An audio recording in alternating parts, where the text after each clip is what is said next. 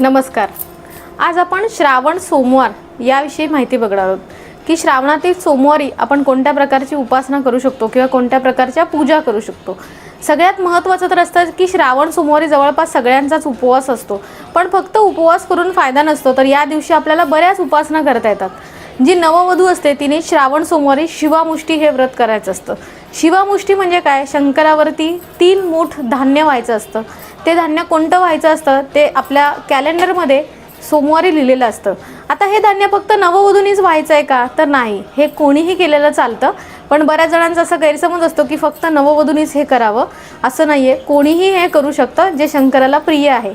त्यानंतर आपण श्रावण सोमवारी रुद्र अभिषेक, महारुद्र, अतिरुद्र या प्रकारे रुद्राला प्रिय म्हणजे रुद्र म्हणजेच अर्थात शिवस्वरूप, त्यामुळे रुद्राला प्रिय असलेल्या कोणत्याही पूजा आपण श्रावणातल्या सोमवारी करू शकतो.